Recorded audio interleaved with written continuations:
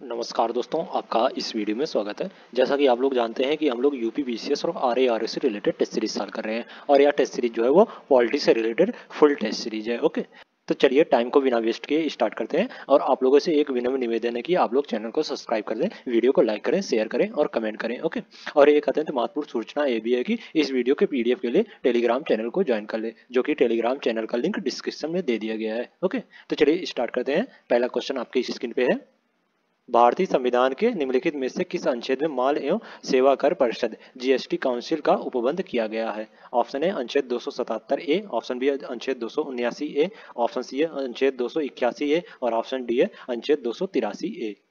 अनुच्छेद 203 ए जो है वो 101वां संविधान संशोधन अधिनियम के माध्यम से संविधान में जोड़ा गया और इसके अनुसार जीएसटी परिषद केंद्र एवं राज्य सरकार को संयुक्त मंच होगा। तो इस प्रकार इसमें बी द राइट आंसर हो जाएगा। ओके, इसमें जीएसटी काउंसिल का उपबंध किया गया है अनुच्छेद 279 ए में। ओके, नेक्स्ट क्वेश्चन है, अनुच्छेद 13 के अनुसार निम्नलिखित में से कौन से विधि के अंतर्गत सम्मिलित है?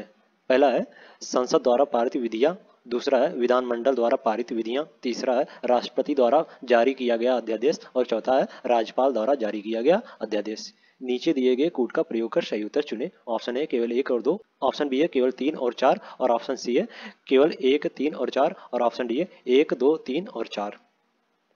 अनुच्छेद 13 के अंतर्गत निम्न विधियां शामिल हैं और वे हैं संसद द्वारा पारित विधियां, विधानमंडलों द्वारा पारित विधियां, राष्ट्रपति द्वारा जारी किए गए अध्यादेश और राज्यपाल द्वारा जारी किए गए अध्यादेश। इस प्रकार जो इसमें ऑप्शन डी है वो इज द राइट आंसर हो जाएगा। ओके, अनुच्छेद 13 के अंतर्गत ये चारों विधियां जो है वो शामिल है। ओके, तो इसमें D is the right answer हो जाएगा। नेक्स्ट क्वेश्चन है, निम्नलिखित में से किस वाद में उच्चतम न्यायालय ने मौलिक अधिकारों को नैसर्गिक एवं अप्रतिदेय अधिकार की संज्ञा दी? ऑप्शन है शंकरी प्रसाद वाद, ऑप्शन बी है गोलकनाथ वाद, ऑप्शन सी है केशवानंद भारती वाद और ऑप्शन डी है मिनर्वा मिल्स वाद। गोलकनाथ वाद में उच्चतम न्यायालय ने मौलिक अधिकार को नैसर्गिक एवं अप्रतिदेय अधिकार की संज्ञा दी है। तो इस प्रकार इसमें बी द राइट आंसर हो जाएगा। ओके, नेक्स्ट क्वेश्चन है, निम्नलिखित में से किनके विरुद्ध परमादेश जारी नहीं किया जा सकता? और पहला है निजी व्यक्ति या निजी संस्थाओं के विरुद्ध, दूसरा है गैर संवैधानिक निकायों के विरुद्ध, तीसरा है संविधात्मक कर्तव्यों के पालन में और चौथा है उच्च न्यायालय के मुख्य न्यायाधीश के विरुद्ध। नीचे दिए गए कूट का प्रयोग कर सही उत्तर चुने। ऑप्शन ए केवल 1 और 4, ऑप्शन बी है केवल 2 और 3, ऑप्शन सी है केवल 1, 2 और 3 और ऑप्शन डी है 1, 2, 3 और 4। भारतीय विधि व्यवस्था में 3 प्रकार के परमादेश हैं जो परमादेश से संबंधित निर्णयों को देखकर ज्ञात किए जा सकते हैं। पहला है उत्प्रेषण परमादेश, दूसरा है प्रत्याशित परमादेश, तीसरा है नियंत्रण परमादेश। परमादेश रिट जारी जो नहीं किए जाते हैं वे हैं निजी व्यक्ति या इकाई के विरुद्ध, ऐसे विभाग जो गैर संवैधानिक हैं, संविधात्मक दायित्व को लागू कराने के विरुद्ध, भारत के राष्ट्रपति या राज्यों के राज्यपाल के विरुद्ध और उच्च न्यायालय के मुख्य न्यायाधीश जो न्यायिक समीक्षा में कार्यरत हैं और इनके विरुद्ध परमादेश जारी नहीं किए जा सकते हैं। ओके, तो इस प्रकार इसमें ये चारों जो है वो इनके विरुद्ध परमादेश जारी नहीं किए जा सकते, तो इसमें D is the right answer हो जाएगा। ओके, नेक्स्ट क्वेश्चन है, भारतीय संविधान के निम्नलिखित में से किस उपबंध में संशोधन के लिए विशेष बहुमत का प्रयोग किया जाता है? ऑप्शन है राजभाषा, ऑप्शन बी है राष्ट्रपति का निर्वाचन, ऑप्शन सी है राज्य के नीति निर्देशक तत्व और ऑप्शन डी है 5वीं अनुसूची से संबंधित विषय। भारतीय संविधान में संशोधन के लिए विशेष बहुमत का प्रयोग जो है वो मूल अधिकार और राज्य के नीति निर्देशक तत्व में किए जा सकते हैं। तो इस प्रकार जो ऑप्शन सी है वो इधर राइट आंसर हो जाएगा। ओके, विशेष बहुमत जो है राज्य के नीति निर्देशक तत्व और मौलिक अधिकार में किए जाते हैं, तो इस प्रकार इसमें सीधा राइट आंसर हो जाएगा। ओके, नेक्स्ट क्वेश्चन है, निम्न युग्मों पर विचार कीजिए। अनुदान, विशेषताएं।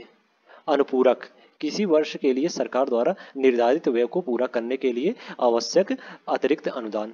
अतिरिक्त, चालू वित्तीय वर्ष के दौरान अतिरिक्त व्यय की आवश्यकता हेतु। प्रत्यानुदान, पूर्व प्रस्तावित किसी सेवा के लिए धन की आवश्यकता पूर्ति हेतु।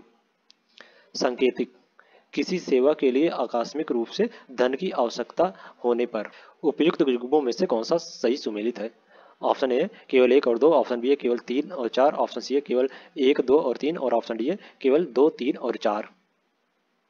अनुपूरक अनुदान जो है वो संसद द्वारा तब स्वीकृत किया जाता है जब किसी विशेष सेवा हेतु विनियोग अधिनियम द्वारा प्राधिकृत राशि उस वर्ष हेतु चालू वित्तीय वर्ष में अपर्याप्त पाई जाए। तो इस प्रकार जो कथन एक है वो सही हो जाएगा इसमें। ओके, अतिरिक्त अनुदान तब प्रदान किया जाता है जब उस वर्ष हेतु बजट में किसी नई सेवा के संबंध में व्यय परिकल्पित न किया गया हो और चालू वित्तीय वर्ष के दौरान अतिरिक्त व्यय की आवश्यकता उत्पन्न हो गई हो। तो इसका जो कथन दो है वो भी सही हो जाएगा इसमें। ओके। और प्रत्यय अनुदान तब दिया जाता है जब सेवा या मद के लिए आकस्मिक रूप से धन की अत्यधिक या तुरंत सहायता आवश्यक होती है। तो इसका जो कथन 3 है वो गलत हो जाएगा इसमें। ओके। और सांकेतिक अनुदान तब दिया जाता है जब पहले से प्रस्तावित किसी सेवा के अतिरिक्त सेवा के लिए धन की आवश्यकता होती है। तो इसका जो कथन 4 है वो भी गलत हो जाएगा इसमें। तो इसमें 1 और 2 इधर राइट आंसर हो जाएगा, तो ए इधर राइट आंसर हो जाएगा इसमें। ओके। नेक्स्ट क्वेश्चन है, निम्नलिखित में से कौन सा अधिकार विदेशियों को प्राप्त नहीं है? पहला ऑप्शन ए धार्मिक संस्थाओं का संचालन, ऑप्शन बी है विधि के समस्त समानता, ऑप्शन सी है धार्मिक शैक्षणिक संस्थाओं की स्थापना और ऑप्शन डी है नजरबंदी से संरक्षण। केवल भारतीयों को प्राप्त अधिकार जो है वो अनुच्छेद 15, अनुच्छेद 16, अनुच्छेद 19, अनुच्छेद 29 और अनुच्छेद 30 जो है वो केवल भारतीयों को प्राप्त अधिकार है। ओके। और भारतीयों एवं विदेशी दोनों को प्राप्त जो अधिकार हैं वो अनुच्छेद 14, 20, 21 का 22, 23, 24, 25, 26, 27, 28 ये सभी जो अधिकार हैं वो भारतीयों के साथ साथ विदेशियों को भी प्राप्त अधिकार है। ओके। तो इसमें धार्मिक शैक्षणिक संस्थाओं की स्थापना जो है वो विदेशियों को प्राप्त अधिकार नहीं है, केवल ये भारतीयों को प्राप्त अधिकार है। ओके। तो इसमें सीधा राइट आंसर हो जाएगा, यह अनुच्छेद 30 के अंतर्गत यह प्रावधान किया गया है इसमें। ओके। नेक्स्ट क्वेश्चन है, निम्नलिखित कथनों पर विचार कीजिए। पहला कथन है राष्ट्रपति द्वारा मांगे जाने पर सार्वजनिक महत्व के किसी विषय पर उच्चतम न्यायालय द्वारा सलाह देना अनिवार्य है। और दूसरा कथन है किसी पूर्व संवैधानिक संधि अथवा समझौते पर राष्ट्रपति को सलाह देने के लिए उच्चतम न्यायालय बाध्य नहीं है। उपयुक्त कथनों में से कौन सा कथन सही है? ऑप्शन ए केवल एक, ऑप्शन बी है केवल दो, ऑप्शन सी है एक और दो दोनों, और ऑप्शन डी है ना तो एक और ना ही दो। सार्वजनिक महत्व के किसी मामले पर विधिक प्रश्न उठने पर इस मामले में उच्चतम न्यायालय अपना मत दे भी सकता है और देने से इनकार भी नहीं कर सकता। तो इस प्रकार जो कथन एक है वो गलत हो जाएगा इसमें। ओके। किसी पूर्व संवैधानिक संधि समझौते प्रसंविदा आदि मामले पर किसी विवाद के उत्पन्न होने पर इस मामले में उच्चतम न्यायालय द्वारा राष्ट्रपति को अपना मत देना अनिवार्य है, अतः जो कथन दो है वो गलत हो जाएगा इसमें। ओके। तो इसमें एक और दो दोनों गलत है, तो इसमें D is the right answer हो जाएगा। ओके। नेक्स्ट क्वेश्चन है, निम्नलिखित राज्यों को उनके निर्माण या पुनर्गठन के अनुसार कालानुक्रम में व्यवस्थित कीजिए तथा नीचे दिए गए कूट का प्रयोग कर सही उत्तर चुने। पहला है हिमाचल प्रदेश, दूसरा है नागालैंड, तीसरा है मेघालय, चौथा है सिक्किम। हिमाचल प्रदेश की स्थापना जो है वह 25 जनवरी 1971 में हुआ था। ओके। 1971 में हिमाचल प्रदेश की स्थापना। ओके। नागालैंड की स्थापना जो है वो 1 दिसंबर 1963 को हुआ था। 1 दिसंबर 1963 में नागालैंड की स्थापना हुई थी। और मेघालय की स्थापना जो है वो 21 जनवरी 1972 में 21 जनवरी 1972 में मेघालय की स्थापना हुई थी। और सिक्किम की स्थापना जो है वो 16 मई 1975 को हुई थी। 16 मई 1975 को सिक्किम की स्थापना हुई थी। तो इस प्रकार पहले नागालैंड की स्थापना हुई थी, फिर हिमाचल प्रदेश, फिर मेघालय, फिर सिक्किम। तो इसमें 2, 1, 3, 4 इधर राइट आंसर हो जाएगा। तो इसमें 2, 1, 3, 4, तो इसमें बी इधर राइट आंसर हो जाएगा। ओके। नेक्स्ट क्वेश्चन है, भारत के उपराष्ट्रपति को पदच्युत करने वाला प्रस्ताव निम्नलिखित में से किस सदन में प्रस्तुत किया जाएगा? Option A Lok Sabha, option B है राज्यसभा, ऑप्शन सी है संसद के किसी भी सदन में, और ऑप्शन डी है किसी भी राज्य विधानसभा में। भारत के उपराष्ट्रपति को पद से हटाने के लिए प्रस्ताव जो है वो राज्यसभा में प्रस्तुत किया जाएगा। तो इस प्रकार इसमें बी द राइट आंसर हो जाएगा। ओके। नेक्स्ट क्वेश्चन है, स्थगन प्रस्ताव के संदर्भ में निम्नलिखित कथनों पर विचार कीजिए। पहला कथन है इसे केवल लोकसभा में प्रस्तुत किया जा सकता है, और दूसरा कथन है इसमें सरकार के विरुद्ध निंदा का तत्व समाहित होता है, और तीसरा कथन है प्रस्ताव पर चर्चा प्रारंभ होने के बाद अध्यक्ष को संसद को स्थगन करने की शक्ति नहीं है। उपयुक्त कथनों में से कौन सा कथन सही है? ऑप्शन ए केवल 1 और 2, ऑप्शन बी केवल 2 और 3, ऑप्शन सी केवल 3, और ऑप्शन डी 1, 2 और 3। स्थगन प्रस्ताव जो है वो केवल लोकसभा में प्रस्तुत किया जाता है, और इसमें सरकार के विरुद्ध निंदा का तत्व समाहित होता है। तो इस प्रकार जो कथन 1 है और 2 है वो सही हो जाएगा। ओके। और प्रस्ताव पर चर्चा प्रारंभ होने के बाद अध्यक्ष को सदन को स्थगित करने की शक्ति नहीं है। तो इस प्रकार जो कथन 3 है वो भी सही हो जाएगा। तो इसमें 1, 2, 3 इधर राइट आंसर हो जाएगा। तो इसमें डी इधर राइट आंसर हो जाएगा। ओके। नेक्स्ट क्वेश्चन है, निम्नलिखित में से किस संविधान संशोधन द्वारा मंत्रिपरिषद की सलाह को राष्ट्रपति पर बाध्यकारी बना दिया गया है था? ऑप्शन ए 39वां संविधान संशोधन, ऑप्शन बी है 42वां संविधान संशोधन, ऑप्शन सी है 44वां संविधान संशोधन और ऑप्शन डी है 48वां संविधान संशोधन। जो 42वां संविधान संशोधन है वो राष्ट्रपति को कैबिनेट की सलाह के लिए बाध्यता है। इस प्रकार इसमें जो बी है वो इधर राइट आंसर हो जाएगा। ओके, राष्ट्रपति पर बाध्यकारी बना दिया गया था 42वें संविधान संशोधन के माध्यम से। ओके, नेक्स्ट क्वेश्चन है, संविधान के निम्नलिखित में से किन उपबंधों में संशोधन के लिए विशेष बहुमत एवं राज्य के अनुसमर्थन की आवश्यकता होती है? पहला है राज्य में विधान परिषद का गठन, दूसरा है संविधान संशोधन के प्रावधान, तीसरा है मौलिक अधिकार, चौथा है संसद में राज्यों का प्रतिनिधित्व। नीचे दिए गए कूट का प्रयोग कर सही उत्तर चुने। ऑप्शन ए केवल 1 और 3, ऑप्शन बी केवल 2 और 4, ऑप्शन सी है केवल 1, 3 और 4 और ऑप्शन डी है केवल 2, 3 और 4। संसद के विशेष बहुमत एवं राज्यों की स्वीकृति द्वारा संविधान संशोधन के प्रावधान संसद में राज्यों का प्रतिनिधित्व संशोधित किया जा सकता है। तो इस प्रकार जो कथन 2 है और 4 है वो इधर राइट आंसर हो जाएगा। तो इसमें बी इधर राइट आंसर हो जाएगा। ओके, नेक्स्ट क्वेश्चन है, निम्नलिखित में से कौन सा अनुच्छेद उच्चतम न्यायालय को अभिलेख न्यायालय की शक्ति प्रदान करता है? ऑप्शन है अनुच्छेद 127, ऑप्शन बी है अनुच्छेद 129, ऑप्शन सी है अनुच्छेद 131 और ऑप्शन डी है अनुच्छेद 138। अनुच्छेद 129 में उच्चतम न्यायालय को अभिलेख न्यायालय की शक्ति प्रदान करता है। तो इस प्रकार जो ऑप्शन बी है वो इधर राइट आंसर हो जाएगा। ओके, नेक्स्ट क्वेश्चन है, निम्नलिखित युग्मों में से कौन सा सुमेलित नहीं है? राज्यसभा में सीटों की संख्या। ऑप्शन ए उत्तर प्रदेश 31 सीटें, ऑप्शन बी है तमिलनाडु 20 सीटें, ऑप्शन सी है पश्चिम बंगाल 16 सीटें और ऑप्शन डी है महाराष्ट्र 19 सीटें।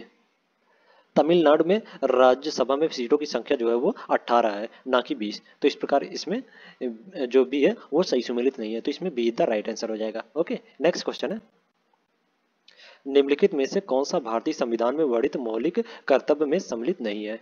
ऑप्शन है भारत की एकता एवं अखंडता की रक्षा करें और उसे अक्षुण्ण रखें, ऑप्शन बी है स्मारकों तथा राष्ट्र महत्व के स्थानों एवं वस्तुओं का संरक्षण करें, ऑप्शन सी है वैज्ञानिक दृष्टिकोण मनोवाद और ज्ञान अर्जन तथा सुधार की भावना का विकास करें और ऑप्शन डी है प्राकृतिक पर्यावरण एवं वन्यजीव की रक्षा करें एवं प्राण मात्र के प्रति दया का भाव रखें। जो भारतीय संविधान में वर्णित मौलिक कर्तव्य में शामिल नहीं है वे हैं स्मारकों तथा राष्ट्र महत्व के स्थानों एवं वस्तुओं का संरक्षण करें। ये प्रावधान जो है वो मौलिक कर्तव्य में शामिल नहीं है। तो इस प्रकार इसमें बी द राइट आंसर हो जाएगा। ओके, नेक्स्ट क्वेश्चन है, भारतीय संविधान के अंतर्गत निम्नलिखित में से किन परिस्थितियों में संसद को राज्य सूची के विषय पर कानून बनाने की शक्ति प्रदान की गई है? पहला है राष्ट्र आपात के दौरान, दूसरा है 2 या 2 से अधिक राज्यों के विधानमंडल के अनुरोध पर, तीसरा है राज्य में राष्ट्रपति शासन लागू होने पर और चौथा है अंतर्राष्ट्रीय संधि करार अभिसमय को कार्य रूप देने के लिए। नीचे दिए गए कूट का प्रयोग कर सही उत्तर चुने। ऑप्शन ए केवल 1 और 2, ऑप्शन बी है केवल 3 और 4, ऑप्शन सी है केवल 1, 2 और 4 और ऑप्शन डी है 1, 2, 3 और 4। संविधान संसद को यह शक्ति प्रदान करता है कि राज्य सूची के तहत निम्न 5 असाधारण परिस्थितियों में कानून बनाए। पहला है राष्ट्र आपात के दौरान, दूसरा है 2 या 2 से अधिक राज्यों के विधानमंडल के अनुरोध पर, तीसरा है राज्य में राष्ट्रपति शासन लागू होने पर और चौथा है अंतर्राष्ट्रीय संधि करार अभिसमय को कार्य रूप देने के लिए और पांचवा है जब राज्यसभा एक प्रस्ताव पारित कर दे। तो इस प्रकार जो ये चारों हैं वो संसद को राज्य सूची के विषय पर कानून बनाने की शक्ति प्रदान करते हैं। ओके, तो इसमें डी द राइट आंसर हो जाएगा। ओके, नेक्स्ट क्वेश्चन है, निम्नलिखित में से कौन सी भारतीय संविधान की एकात्मक विशेषता है? ऑप्शन है लिखित संविधान, ऑप्शन बी है स्वतंत्र न्यायपालिका, ऑप्शन सी है एकल संविधान और ऑप्शन डी है संविधान की सर्वोच्चता। भारतीय संविधान की एकात्मक विशेषता जो है वो एकल संविधान है। तो इस प्रकार इसमें सीधा राइट आंसर हो जाएगा। ओके, नेक्स्ट क्वेश्चन है, निम्नलिखित कथनों पर विचार कीजिए। पहला है किसी व्यक्ति को विधानसभा अध्यक्ष के रूप में नियुक्त किया जा सकता है पर उसे 6 महीने के भीतर विधानसभा की सदस्यता लेनी होगी। और दूसरा है विधानसभा अध्यक्ष अपना त्यागपत्र राज्यपाल को प्रेषित करता है। उपयुक्त कथनों में से कौन सा कथन सही है? ऑप्शन ए केवल 1, ऑप्शन बी केवल 2, ऑप्शन सी 1 और 2 दोनों और ऑप्शन डी ना तो 1 और ना ही 2। विधानसभा के सदस्य जो है वो अपने सदस्यों के बीच से ही अध्यक्ष का निर्वाचन करते हैं। तो इस प्रकार जो कथन 1 है वो गलत हो जाएगा इसमें। ओके, और विधानसभा अध्यक्ष जो है वो अपना त्यागपत्र जो है वो उपाध्यक्ष को प्रेषित करता है, ना कि राज्यपाल को। तो इस प्रकार जो कथन 2 है वो भी गलत हो जाएगा। तो इसमें 1 और 2 दोनों गलत है, तो D is the right answer हो जाएगा। ओके, नेक्स्ट क्वेश्चन है, निम्नलिखित में से कौन सा भारत के राष्ट्रपति पर महाभियोग चलाने का अधिकार है? ऑप्शन ए साबित कदाचार, ऑप्शन बी है अक्षमता, ऑप्शन सी संविधान का अतिक्रमण और ऑप्शन डी दुर्व्यवहार। राष्ट्रपति पर संविधान का अतिक्रमण करने पर महाभियोग चलाकर उसे पद से हटाया जा सकता है। तो इसका इसमें सीधा राइट आंसर हो जाएगा। ओके, संविधान का अतिक्रमण करने के पर राष्ट्रपति पर महाभियोग चलाया जाता है। ओके, नेक्स्ट क्वेश्चन है, लोक अदालत के संदर्भ में निम्नलिखित कथनों पर विचार कीजिए। पहला कथन है, इसके समक्ष उन मामलों को लाया जाता है जो किसी न्यायालय में लंबित हो। और दूसरा कथन है, इसके समक्ष फौजदारी रजानामी न हो सकने वाले मामले नहीं लाए जा सकते। और तीसरा कथन है, इसके निर्णय के विरुद्ध सर्वोच्च न्यायालय में अपील की जा सकती है। उपयुक्त कथनों में से कौन सा कथन सही है? ऑप्शन ए केवल 1 और 2, ऑप्शन बी है केवल 2 और 3, ऑप्शन सी है केवल 3 और ऑप्शन डी है 1, 2 और 3। लोक अदालत एक मंच है जहां वे मामले जो न्यायालय में लंबित अथवा अभी मुकदमे के रूप में दाखिल नहीं हुए हैं उनका निपटारा किया जाता है। ओके, लोक अदालत में भेजे जाने वाले मामले जो है वो किसी भी न्यायालय के समक्ष लंबित कोई भी मामला जो है वो लोक अदालत में भेजा जा सकता है। तो इस प्रकार जो कथन एक है वो सही हो जाएगा। ओके, लोक अदालत के समक्ष फौजदारी या राजानामी ना हो सकने वाले मामले नहीं लाए जा सकते। तो इस प्रकार जो कथन 2 है वो भी सही हो जाएगा इसमें। ओके, इसके निर्णय के विरुद्ध सर्वोच्च न्यायालय में अपील जारी नहीं किया जा सकता। तो इस प्रकार जो कथन 3 है वो गलत हो जाएगा इसमें। ओके, तो इसमें केवल 1 और 2 सही है, तो इसमें ए इज द राइट आंसर हो जाएगा। ओके, नेक्स्ट क्वेश्चन है, संविधान की दूसरी अनुसूची में विभिन्न पदाधिकारियों के वेतन या भत्ते आदि का उल्लेख है। निम्नलिखित में से किस प्राधिकारी को इसमें सम्मिलित नहीं किया गया है? ऑप्शन ए लोकसभा का उपाध्यक्ष, ऑप्शन बी है राज्य विधानसभा के सभापति या उपसभापति, ऑप्शन सी है भारत का महान्यायवादी और ऑप्शन डी है भारत का नियंत्रक एवं महालेखा परीक्षक। संविधान की दूसरी अनुसूची में भारत के महान्यायवादी के वेतन या भत्ते का उल्लेख नहीं किया गया है। तो इस प्रकार इसमें सीधा राइट आंसर हो जाएगा। ओके, नेक्स्ट क्वेश्चन है, उच्च न्यायालय का न्यायाधीश नियुक्त होने के लिए निम्नलिखित में से कौन सी आवश्यक योग्यता है? पहला है भारत के न्यायिक कार्य में 10 वर्ष का अनुभव हो, और दूसरा है उच्च न्यायालय में 10 वर्ष तक अधिवक्ता रहा हो, और तीसरा प्रख्यात विधि शास्त्री हो। नीचे दिए गए कूट का प्रयोग कर सही उत्तर चुने। ऑप्शन ए केवल 1 और 2, ऑप्शन बी है केवल 2, ऑप्शन सी है केवल 1 और 3 और ऑप्शन डी है 1, 2 और 3। उच्चतम न्यायालय का न्यायाधीश नियुक्त होने के लिए भारत के न्यायिक कार्य में 10 वर्ष का अनुभव हो और उच्च न्यायालय में 10 वर्ष का अधिवक्ता रहा हो। तो इसका जो ऑप्शन ए है, कथन 1 है और 2 है, वो उच्चतम न्यायालय के न्यायाधीश नियुक्त होने के लिए आवश्यक योग्यताएं हैं। तो इस प्रकार इसमें ए इज द राइट आंसर हो जाएगा। ओके, नेक्स्ट क्वेश्चन है, निम्नलिखित में से किस समिति ने पंचायतों के चुनाव कराने के लिए राज्य चुनाव आयोग की स्थापना का सुझाव दिया था? ऑप्शन ए थुंगन समिति, ऑप्शन बी है गाडगिल समिति, ऑप्शन सी है अशोक मेहता समिति और ऑप्शन डी है LM सिंघवी समिति। गाडगिल समिति ने पंचायतों के चुनाव कराने के लिए राज्य चुनाव आयोग की स्थापना का सुझाव दिया था। तो इस प्रकार इसमें बी द राइट आंसर हो जाएगा। ओके, नेक्स्ट क्वेश्चन है, निम्नलिखित में से कौन से विषय राज्य सूची में सम्मिलित है? पहला है अंतरराज्यीय व्यापार एवं वाणिज्य, दूसरा है बीमा, तीसरा है स्थानीय शासन और चौथा है पुलिस, पांचवा है उद्योग। नीचे दिए गए कूट का प्रयोग कर सही उत्तर चुने। ऑप्शन ए केवल 1, 2 और 4, ऑप्शन बी है केवल 1, 3 और 5, ऑप्शन सी है केवल 3, 4 और 5 और ऑप्शन डी है केवल 2, 3, 4 और 5।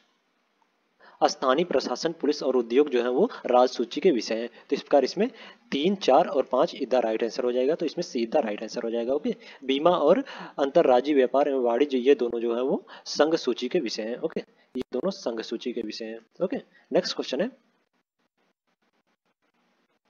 भारतीय संविधान का निम्नलिखित में से कौन सा उपबंध समाज के गरीब एवं कमजोर वर्ग को मुफ्त विधिक सहायता प्रदान करने हेतु सभी के लिए न्याय सुनिश्चित करता है? ऑप्शन ए अनुच्छेद 20, ऑप्शन बी है अनुच्छेद 21, ऑप्शन सी है अनुच्छेद 39A और ऑप्शन डी है अनुच्छेद 48A।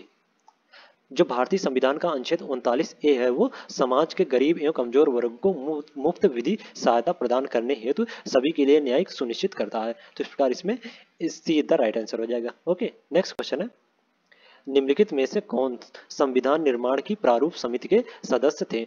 ऑप्शन पहला है के.एम. मुंशी, दूसरा है अल्लादी कृष्णा स्वामी अय्यर, तीसरा है कृष्णा स्वामी अयंगर, चौथा है बी पट्टाभी सीतारामैया। नीचे दिए गए कूट का प्रयोग कर सही उत्तर चुने। ऑप्शन ए केवल 1 और 2, ऑप्शन बी है केवल 3 और 4, ऑप्शन सी है केवल 1, 3 और 4 और ऑप्शन डी है केवल 2, 3 और 4। प्रारूप समिति के सदस्य जो है वो के.एम. मुंशी और अल्लादी कृष्णा स्वामी अय्यर हैं। तो इस प्रकार इसमें 1 और 2 इज द राइट आंसर हो जाएगा, तो इसमें ए इज द राइट आंसर हो जाएगा। ओके, नेक्स्ट क्वेश्चन है, भारत का राष्ट्रपति नियुक्त होने से पूर्व निम्नलिखित में से किसने उत्तर प्रदेश के राज्यपाल के रूप में कार्य किया था? Option A V Giri, option B है नीलम संजीव रेड्डी, ऑप्शन सी है ज्ञानी जैल सिंह और ऑप्शन डी है शंकर दयाल शर्मा। जो वी गिरी हैं वो भारत की राष्ट्रपति नियुक्त होने से पूर्व उत्तर प्रदेश के राज्यपाल के रूप में कार्य किया था, जिस प्रकार इसमें ए इज द राइट आंसर हो जाएगा। ओके, नेक्स्ट क्वेश्चन है, निम्नलिखित में से कौन से वाद उच्चतम न्यायालय की मूल अधिकारिता में शामिल है? पहला है केंद्र और एक या अधिक राज्यों के बीच वाद, दूसरा है 2 या 2 से अधिक राज्यों के बीच वाद और तीसरा है अंतर्राज्यीय जल विवाद और चौथा है संघ और कई राज्य एक ओर तथा एक राज्य दूसरी ओर। नीचे दिए गए कूट का प्रयोग कर सही उत्तर चुने। ऑप्शन ए केवल 1 और 2, ऑप्शन बी है केवल 3 और 4 और ऑप्शन सी है केवल 1, 2 और 4 और ऑप्शन डी है 1, 2, 3 और 4।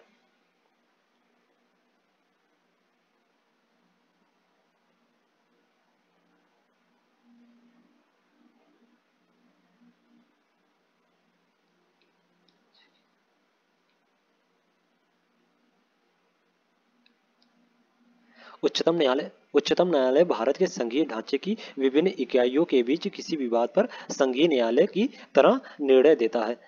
किसी विवाद को जो केंद्र व एक या अधिक राज्यों के बीच हो या केंद्र या कई राज्यों का एक तरफ होना एवं एक से अधिक राज्यों का दूसरी तरफ होना और 2 या 2 से अधिक राज्यों के बीच विवाद, ये तीनों जो है वो उच्चतम न्यायालय के रूप में आधिकारिकता में शामिल है। ओके, तो इसमें 1, 2 और 4 इज द राइट आंसर हो जाएगा, तो इसमें सी द राइट आंसर हो जाएगा। ओके, नेक्स्ट क्वेश्चन है, निम्नलिखित में से किस संविधान संशोधन द्वारा निःशुल्क एवं अनिवार्य शिक्षा को मूल अधिकार में शामिल किया गया? ऑप्शन ए 42वां संविधान संशोधन, ऑप्शन बी है 44वां संविधान संशोधन, ऑप्शन सी है 84वां संविधान संशोधन और ऑप्शन डी है 86वां संविधान संशोधन। 86वां संविधान संशोधन 2002 के द्वारा संविधान में अनुच्छेद 21 का जोड़ा गया, जो निःशुल्क एवं अनिवार्य शिक्षा को मूल अधिकार में शामिल किया गया था, जिस प्रकार इसमें डी द राइट आंसर हो जाएगा। ओके, नेक्स्ट क्वेश्चन है, मंत्रिपरिषद के संदर्भ में निम्नलिखित कथनों पर विचार कीजिए। पहला है मंत्रिपरिषद के सदस्यों की कुल संख्या लोकसभा की कुल सदस्य संख्या के 15% से अधिक नहीं हो सकती और दूसरा कथन है मंत्रिपरिषद सामूहिक रूप से संसद के प्रति उत्तरदायी होती है। उपयुक्त कथनों में से कौन सही है? ऑप्शन ए केवल 1, ऑप्शन बी केवल 2, ऑप्शन सी 1 और 2 दोनों और ऑप्शन डी है ना तो 1 और ना ही 2। प्रधानमंत्री सहित मंत्रिपरिषद के सदस्यों की कुल संख्या लोकसभा की कुल संख्या के 15% से अधिक नहीं होगी, तो इस प्रकार जो कथन एक है वो सही हो जाएगा इसमें। ओके, और मंत्रिपरिषद सामूहिक रूप से लोकसभा के प्रति उत्तरदायी होती है, ना कि संसद के प्रति, तो इसमें जो कथन 2 है वो गलत हो जाएगा, तो इसमें केवल एक सही है, तो ए इज द राइट आंसर हो जाएगा। ओके, नेक्स्ट क्वेश्चन है, सांसद स्थानीय क्षेत्र विकास योजना निम्नलिखित में से किस वर्ष प्रारंभ की गई थी? ऑप्शन ए 1991, ऑप्शन बी है 1992, ऑप्शन सी है 1993 और ऑप्शन डी है 1994। सांसद स्थानीय क्षेत्र विकास योजना जो है वो 23 दिसंबर 1993 को शुरू की गई थी, तो इस प्रकार इसमें सीधा राइट आंसर हो जाएगा। ओके, नेक्स्ट क्वेश्चन है, भारत के निर्वाचन आयोग के संदर्भ में निम्नलिखित कथनों पर विचार कीजिए। पहला कथन है संविधान में निर्वाचन आयोग के सदस्यों की पात्रता का निर्धारण नहीं किया गया है। दूसरा कथन है संविधान में आयोग के सदस्यों की पदावधि 5 वर्ष निर्धारित है और तीसरा कथन है मुख्य निर्वाचन आयुक्त को पदच्युत करने की प्रक्रिया उच्चतम न्यायालय के न्यायाधीशों के समान है। उपयुक्त कथनों में से कौन सही है? ऑप्शन ए केवल 1 और 2, ऑप्शन बी है केवल 1 और 3, ऑप्शन सी है केवल 2 और 3 और ऑप्शन डी है 1, 2 और 3। संविधान में निर्वाचन आयोग के सदस्य की पात्रता का निर्धारण नहीं किया गया है, तो इस प्रकार जो कथन एक है वो सही हो जाएगा। ओके, और संविधान में निर्वाचन आयोग के सदस्यों की पदावधि जो है वो 6 वर्ष निर्धारित की गई है, ना कि 5 वर्ष, तो इस प्रकार इसमें जो कथन 2 है वो गलत हो जाएगा इसमें। ओके, और मुख्य निर्वाचन आयुक्त को पदच्युत करने की प्रक्रिया उच्चतम न्यायालय के न्यायाधीशों के समान है, तो इस प्रकार जो कथन 3 है वो सही हो जाएगा, तो इसमें 1 और 3 इज द राइट आंसर हो जाएगा, तो इसमें बी द राइट आंसर हो जाएगा। ओके, नेक्स्ट क्वेश्चन है, राज्य विधानमंडल के किसी सदस्य के सदन की बैठक से कितने दिनों तक बिना अनुमति अनुपस्थिति रहने पर उसकी सदस्यता समाप्त कर दी जाएगी? ऑप्शन ए 30 दिन, ऑप्शन बी है 60 दिन, ऑप्शन सी है 90 दिन और ऑप्शन डी है 120 दिन। यदि राज्य विधानमंडल का कोई सदस्य बिना पूर्व अनुमति के 60 दिन तक बैठकों में अनुपस्थित रहता है तो सदन उसके पद को रिक्त घोषित कर सकता है। तो इस प्रकार इसमें बी द राइट आंसर हो जाएगा। ओके, नेक्स्ट क्वेश्चन है, निम्नलिखित में से किन विधेयकों की संसद में प्रस्तुति से पूर्व राष्ट्रपति की पूर्व अनुमति आवश्यक है? पहला है धन विधेयक, दूसरा है नागरिकता की प्राप्ति एवं समाप्ति, तीसरा है नए राज्यों के निर्माण या वर्तमान राज्यों के क्षेत्र या सीमा या नाम के परिवर्तन वाले विधेयक और चौथा है जनजातीय क्षेत्रों की प्रशासन। नीचे दिए गए कोड का प्रयोग कर सही उत्तर चुने। ऑप्शन ए केवल 1 और 3, ऑप्शन बी है केवल 2 और 4, ऑप्शन सी है केवल 1, 3 और 4 और ऑप्शन डी है केवल 2, 3 और 4। धन विधेयक और नए राज्य के निर्माण या वर्तमान राज्य के क्षेत्र या सीमा या नाम के परिवर्तन वाले विधेयकों को संसद में प्रस्तुति से पूर्व राष्ट्रपति की अनुमति आवश्यक है। तो इस प्रकार इसमें 1 और 3 इज द राइट आंसर हो जाएगा। तो इसमें सी द राइट आंसर हो जाएगा, sorry A is the right answer हो जाएगा। ओके, नेक्स्ट क्वेश्चन है, सूची 1 को सूची 2 से सुमेलित कीजिए तथा सूचियों के नीचे दिए गए कोड का प्रयोग कर सही उत्तर चुनें। सूची 1 में संविधान संशोधन और सूची 2 में संविधान में जोड़े गए अनुच्छेद। 42वां संविधान संशोधन, 44वां संविधान संशोधन, 86वां संविधान संशोधन, 97वां संविधान संशोधन। अनुच्छेद 21A, अनुच्छेद 43A, अनुच्छेद 38, अनुच्छेद 43B। 42वें संविधान संशोधन के द्वारा अनुच्छेद 43A जोड़ा गया है। तो इस प्रकार ए का 2 से सुमेलित हो जाएगा। ओके, और 44वां संविधान संशोधन के द्वारा अनुच्छेद 38 जोड़ा गया है। तो इस प्रकार बी का 3 से सुमेलित हो जाएगा। ओके, और 86वां संविधान संशोधन के द्वारा अनुच्छेद 21A जोड़ा गया है। तो सी का 1 से सुमेलित हो जाएगा। ओके, और 97वां संविधान संशोधन के द्वारा अनुच्छेद 43B जोड़ा गया है। तो डी का 4 से सुमेलित हो जाएगा। तो इसमें 2, 3, 1, 4 इज द राइट आंसर हो जाएगा। तो इसमें 2, 3, 1, 4, तो इसमें बी द राइट आंसर हो जाएगा। ओके, नेक्स्ट क्वेश्चन है, धन विधेयक के संदर्भ में निम्नलिखित कथनों पर विचार कीजिए। पहला कथन है इसे संसद के किसी भी सदन में प्रस्तुत किया जा सकता है, और दूसरा कथन है धन विधेयक के संदर्भ में अंतिम विनिश्चय लोकसभा अध्यक्ष द्वारा किया जाता है, और तीसरा कथन है राष्ट्रपति धन विधेयक को पुनर्विचार के लिए वापस नहीं कर सकते। उपयुक्त कथनों में से कौन सा सही है? ऑप्शन ए केवल 1 और 2, ऑप्शन बी है केवल 2 और 3, ऑप्शन सी है केवल 3 और ऑप्शन डी है 1, 2 और 3। धन विधेयक केवल लोकसभा में प्रस्तुत किया जा सकता है। तो इसका जो कथन 1 है वो सही गलत हो जाएगा इसमें। ओके, संसद के किसी सदन में नहीं बल्कि लोकसभा में धन विधेयक को केवल पेश किया जाता है। ओके, किसी विधेयक के बारे में विवाद उठने पर कि वह धन विधेयक है अथवा नहीं, लोकसभा के अध्यक्ष का निर्णय अंतिम होता है। तो इस प्रकार जो कथन 2 है वो सही हो जाएगा इसमें। ओके, और राष्ट्रपति इसे किसी भी दशा में सदन को पुनर्विचार के लिए नहीं भेज सकता। तो इस प्रकार जो कथन 3 है वो भी सही हो जाएगा इसमें। ओके, तो इसमें केवल 2 और 3 सही है, तो A be the right answer हो जाएगा। ओके, नेक्स्ट क्वेश्चन है, राज्यपाल द्वारा राष्ट्रपति के विचारार्थ विधेयक को सुरक्षित रखने का प्रावधान निम्नलिखित में से किस देश से ग्रहित किया गया है? ऑप्शन है ब्रिटेन, ऑप्शन बी है ऑस्ट्रेलिया, ऑप्शन सी है कनाडा और ऑप्शन डी है संयुक्त राज्य अमेरिका। राज्यपाल द्वारा राष्ट्रपति के विचारार्थ विधेयक को सुरक्षित रखने का प्रावधान जो है वो कनाडा देश से ग्रहित किया गया है। तो इस प्रकार इसमें सीधा राइट आंसर हो जाएगा। ओके, नेक्स्ट क्वेश्चन है, निम्नलिखित में से किस प्रक्रिया द्वारा लोकसभा अध्यक्ष को पदच्युत किया जा सकता है? ऑप्शन है लोकसभा सदस्यों के विशेष बहुमत से पारित संकल्प द्वारा, ऑप्शन बी है लोकसभा सदस्यों के बहुमत से पारित संकल्प द्वारा, ऑप्शन सी है प्रधानमंत्री की सलाह पर राष्ट्रपति द्वारा और ऑप्शन डी है राष्ट्रपति द्वारा अध्यादेश लाकर। लोकसभा अध्यक्ष को लोकसभा सदस्यों के बहुमत से पारित संकल्प द्वारा पदच्युत किया जा सकता है। तो इस प्रकार इसमें बी द राइट आंसर हो जाएगा। ओके, नेक्स्ट क्वेश्चन है, निम्नलिखित में से कौन से राजनीति नीतिक तत्व गांधीवाद सिद्धांत पर आधारित है?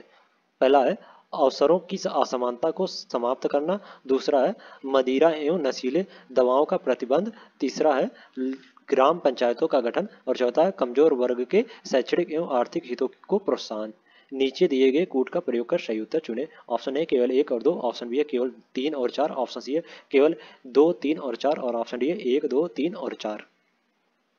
राज्य की नीति निर्देशक तत्व गांधीवाद सिद्धांत पर आधारित जो है वो है मदिरा एवं नशीले दवाओं पर प्रतिबंध, ग्राम पंचायतों का गठन, कमजोर वर्ग के शैक्षणिक एवं आर्थिक हित को प्रोत्साहन देना। ये तीनों जो है वो गांधीवाद सिद्धांत पर आधारित है। तो इस प्रकार इसमें 2, 3, 4 इधर राइट आंसर हो जाएगा, तो इसमें सी इधर राइट आंसर हो जाएगा। ओके, नेक्स्ट क्वेश्चन है, हाल ही में संपन्न हुए आईसीसी पुरुष क्रिकेट विश्व कप 2023 में निम्नलिखित में से किसे प्लेयर ऑफ द टूर्नामेंट से के पुरस्कार से सम्मानित किया गया? Option A Quinton de Kock, option B है मोहम्मद शमी, ऑप्शन सी विराट कोहली और ऑप्शन डी है ट्रेविस हेड। हाल ही में संपन्न हुए आईसीसी पुरुष क्रिकेट विश्व कप 2023 में विराट कोहली को प्लेयर ऑफ द टूर्नामेंट के पुरस्कार से सम्मानित किया गया है। तो इस प्रकार इसमें सीधा राइट आंसर हो जाएगा। ओके, नेक्स्ट क्वेश्चन है, उत्तर प्रदेश के निम्नलिखित में से किस जनपद को हेल्थ डैशबोर्ड रैंकिंग में प्रदेश में शीर्ष स्थान प्राप्त हुआ? Option A Prayagraj, option B है लखनऊ, ऑप्शन सी है कानपुर और ऑप्शन डी है वाराणसी।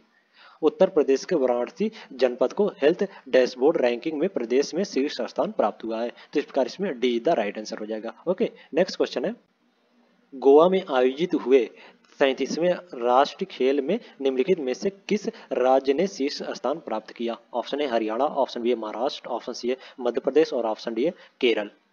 गोवा में आयोजित 37वें राष्ट्रीय खेल में महाराष्ट्र राज्य ने शीर्ष स्थान प्राप्त किया है। तो इस प्रकार इसमें बी द राइट आंसर हो जाएगा। ओके, नेक्स्ट क्वेश्चन है, हाल ही में समाचारों में रहा AAINA डैशबोर्ड निम्नलिखित में से किस मंत्रालय द्वारा लॉन्च किया गया? ऑप्शन है महिला एवं बाल विकास मंत्रालय, ऑप्शन बी है आवास एवं शहरी कार्य मंत्रालय, ऑप्शन बी है इलेक्ट्रॉनिक्स एवं सूचना प्रौद्योगिकी मंत्रालय और ऑप्शन डी है कौशल विकास एवं उद्यमिता मंत्रालय। हाल ही में समाचार में रहा AAINA डैशबोर्ड जो है वो आवास और शहरी कार्य मंत्रालय द्वारा लॉन्च किया गया है। तो इस प्रकार इसमें बी द राइट आंसर हो जाएगा। ओके, नेक्स्ट क्वेश्चन है, निम्नलिखित युग्मों में से कौन सा सही सुमेलित नहीं है? ऑप्शन है 1 नवंबर विश्व शाकाहारी दिवस, ऑप्शन बी है 15 नवंबर जनजाति गौरव दिवस, ऑप्शन सी है 19 नवंबर विश्व शौचालय दिवस, ऑप्शन डी है 29 नवंबर विश्व संविधान दिवस। 29 नवंबर को अंतर्राष्ट्रीय जागुआर दिवस मनाया जाता है, न कि विश्व संविधान दिवस। तो इसका जो कथन दो डी है वो सही नहीं सुमेलित नहीं है, तो इसमें डी द राइट आंसर हो जाएगा। ओके, नेक्स्ट क्वेश्चन, संयुक्त राष्ट्र संघ ने वर्ष 2024 को निम्नलिखित में से किस वर्ष के रूप में नामित किया है? ऑप्शन है ग्लेशियरों के संरक्षण का अंतर्राष्ट्रीय वर्ष, ऑप्शन बी है अंतर्राष्ट्रीय कैमलिट्स वर्ष, ऑप्शन सी है सतत विकास के लिए संरचनात्मक अर्थव्यवस्था का अंतर्राष्ट्रीय वर्ष और ऑप्शन डी है स्वदेशी भाषाओं का अंतर्राष्ट्रीय वर्ष। संयुक्त राष्ट्र संघ ने वर्ष 2024 को अंतर्राष्ट्रीय कैमलिट्स वर्ष के रूप में नामित किया है। तो इस प्रकार इसमें बी द राइट आंसर हो जाएगा। ओके, नेक्स्ट क्वेश्चन है, हाल ही में निम्नलिखित में से किसे पाकिस्तान के सर्वोच्च नागरिक सम्मान निशान ए पाकिस्तान से सम्मानित किया गया? ऑप्शन है doctor Umar Ahmed Ilyasi, option B है सैयद अहमद बुखारी, ऑप्शन सी है डॉक्टर सैदना मुफद्दल सैफुद्दीन और ऑप्शन डी है मौलाना अरशद मदनी। हाल ही में डॉक्टर सैदाना मुफद्दल सैफुद्दीन को पाकिस्तान के सर्वोच्च न्यायालय सम्मान निशान ए पाकिस्तान से सम्मानित किया गया है। तो इस प्रकार इसमें सीधा राइट आंसर हो जाएगा। ओके, नेक्स्ट क्वेश्चन है, अनुकूलन गैप रिपोर्ट 2023 के संदर्भ में निम्नलिखित कथनों पर विचार कीजिए। पहला कथन है इसे संयुक्त राष्ट्र पर्यावरण कार्यक्रम द्वारा जारी किया जाता है और दूसरा कथन है यह वृत्त बढ़ाने के 7 तरीकों की पहचान कराती है। ऑप्शन उपयुक्त कथनों में से कौन सा सही है? ऑप्शन ए केवल 1, ऑप्शन बी है केवल 2, ऑप्शन सी 1 और 2 दोनों और ऑप्शन डी है ना तो 1 और ना ही 2। अनुकूलन गैप रिपोर्ट जो है वो संयुक्त राष्ट्र पर्यावरण कार्यक्रम द्वारा जारी किया जाता है और यह वृत्त बढ़ाने के 7 तरीकों की पहचान कराती है। तो इस प्रकार जो 1 और 2 है वो सही हो जाएगा इसमें, तो इसमें सीधा राइट आंसर हो जाएगा। ओके, नेक्स्ट क्वेश्चन है, भारत एवं श्रीलंका के मध्य संयुक्त सैन्य अभ्यास मित्र शक्ति का 9वां संस्करण निम्नलिखित में से किस स्थान पर संपन्न हुआ? ऑप्शन है अम्पारा, ऑप्शन बी है पुणे, ऑप्शन सी है उमरोई और ऑप्शन डी है औली।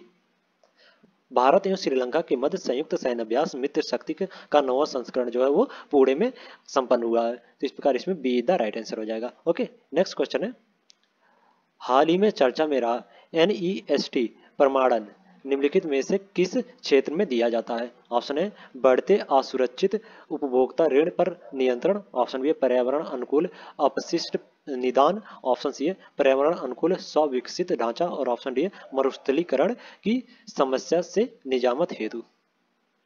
हाल ही में चर्चा में रहा NEST प्रमाणन जो है वो पर्यावरण अनुकूल स्विकसित ढांचा के क्षेत्र में दिया जाता है। तो इस प्रकार इसमें सीधा राइट आंसर हो जाएगा। ओके, निम्नलिखित में से कौन सा राज्यपाल की विधायी शक्ति में शामिल विषय है? पहला है संवैधानिक आपात के संदर्भ में राष्ट्रपति को सिफारिश प्रस्तुत करना। दूसरा है मुख्यमंत्री से किसी प्रशासनिक विषय की जानकारी प्राप्त करना। और तीसरा है राज्य लेखकों से संबंधित रिपोर्ट को विधानसभा में प्रस्तुत करना। और चौथा है राज्य के महाधिवक्ता की नियुक्ति। नीचे दिए गए कूट का प्रयोग कर सही उत्तर चुने। ऑप्शन ए केवल 1 और 2, ऑप्शन बी है केवल 3 और 4, ऑप्शन सी है केवल 3 और ऑप्शन डी है केवल 2, 3 और 4। राज्यपाल की विधायी शक्तियों में शामिल विषय जो है वो राज्य लेखकों से संबंधित रिपोर्ट को विधानसभा में प्रस्तुत करना, ये जो है वो राज्यपाल की विधायी शक्तियों में शामिल विषय है। ओके, तो इस प्रकार इसमें 3 जो है वो इज द राइट आंसर हो जाएगा। तो इसमें सी इज द राइट आंसर हो जाएगा। ओके, नेक्स्ट क्वेश्चन है अंतरराज्यीय परिषद का गठन निम्नलिखित में से किस आयोग के सुझाव पर किया गया था? ऑप्शन है सहकारिकी आयोग, ऑप्शन बी है पुंछी आयोग, ऑप्शन सी है राजमन्नार आयोग और ऑप्शन डी है वेंकटचलैया आयोग। अंतरराज्यीय परिषद का गठन जो है वो सरकारिया आयोग के सुझाव पर किया गया था। तो इस प्रकार इसमें ए इज द राइट आंसर हो जाएगा। ओके, नेक्स्ट क्वेश्चन है प्राक्कलन समिति के संदर्भ में निम्नलिखित कथनों पर विचार कीजिए।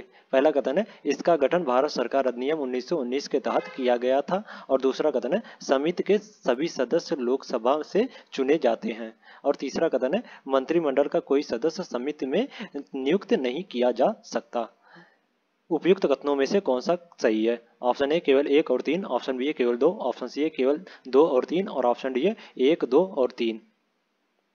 प्राक्कलन समिति के सभी सदस्य जो है वो लोकसभा से चुने जाते हैं। तो इस प्रकार जो कथन तो है वो सही हो जाएगा। ओके, मंत्रिमंडल का कोई भी सदस्य प्राक्कलन समिति में नियुक्त नहीं किया जा सकता। तो जो कथन 3 है वो भी सही हो जाएगा। तो इसमें केवल 2 और 3 सही है, तो सी द राइट आंसर हो जाएगा। ओके, नेक्स्ट क्वेश्चन है संघ राज्य क्षेत्रों में संवैधानिक तंत्र की विफलता की स्थिति से संबंधित प्रावधानों का उल्लेख संविधान के किस अनुच्छेद में किया गया है?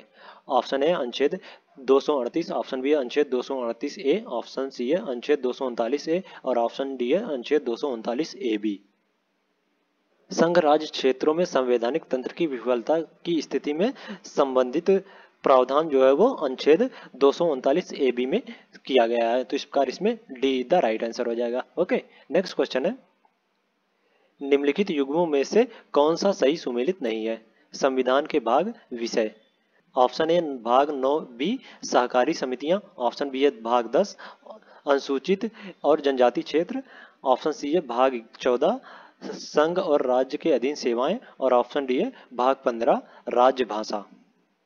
संविधान का भाग 15 जो है वो निर्वाचन से संबंधित है, ना कि राजभाषा से। तो इस प्रकार जो कथन ऑप्शन डी है वो सही सुमेलित नहीं है। तो इसमें डी द राइट आंसर हो जाएगा। ओके, राजभाषा का संबंध भाग 17 से है, ना कि 15 से। ओके, तो इस प्रकार इसमें डी द राइट आंसर हो जाएगा। नेक्स्ट क्वेश्चन है यह हमारे लोगों के लिए एक प्रतिज्ञा तथा सभ्य विश्व के साथ किया गया समझौता है। डॉक्टर सर्वपल्ली राधाकृष्ण का उपयुक्त कथन भारतीय संविधान के निम्नलिखित में से किस उपबंधों को संदर्भित करता है? ऑप्शन ए मूल अधिकार, ऑप्शन बी है राज्य के नीति निर्देशक तत्व, ऑप्शन सी है आपात उपबंध और ऑप्शन डी है संविधान संशोधन। डॉक्टर सर्वपल्ली राधाकृष्ण का उपयुक्त कथन जो है वो भारतीय संविधान के मूल अधिकार के को संदर्भित करता है। इस प्रकार इसमें ए इज द राइट आंसर हो जाएगा। ओके, नेक्स्ट क्वेश्चन है निम्नलिखित में से कौन से व्यय भारत की संचित निधि पर भारित है? पहला है लोकसभा अध्यक्ष के वेतन एवं भत्ते, दूसरा है उच्चतम न्यायालय के न्यायाधीशों के वेतन एवं भत्ते, तीसरा है नियंत्रक एवं महालेखक परीक्षक के कार्यकाल के प्रशासनिक व्यय और चौथा है संघ लोक सेवा आयोग के अध्यक्ष के वेतन एवं भत्ते। नीचे दिए गए कूट का प्रयोग कर सही उत्तर चुने। ऑप्शन ए केवल 1 और 2, ऑप्शन बी है केवल 3 और 4, ऑप्शन सी है केवल 1, 3 और 4 और ऑप्शन डी है 1, 2, 3 और 4।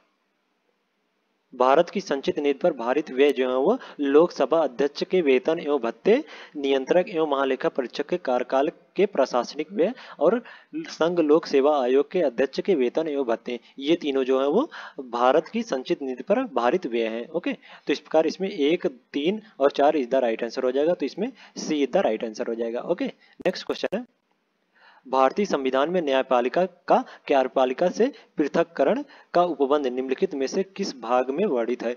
ऑप्शन ए प्रस्तावना, ऑप्शन बी राज्य की नीति निर्देशक तत्व, ऑप्शन सी है मौलिक कर्तव्य और ऑप्शन डी है संघ और राज्य के अधीन सेवाएं।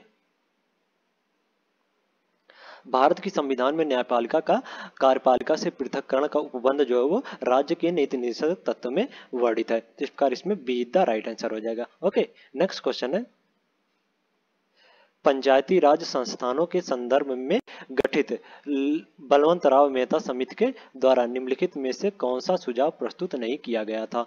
ऑप्शन ए त्रिस्तरीय पंचायती राज की स्थापना, ऑप्शन बी पंचायत समिति की कार्यकारी निकाय के रूप में स्थापना, ऑप्शन सी पंचायत चुनावों में राजनीतिक दल का भाग लेना और ऑप्शन डी है लोकतांत्रिक निकायों में शक्ति तथा उत्तरदायित्व का वास्तविक स्थानांतरण।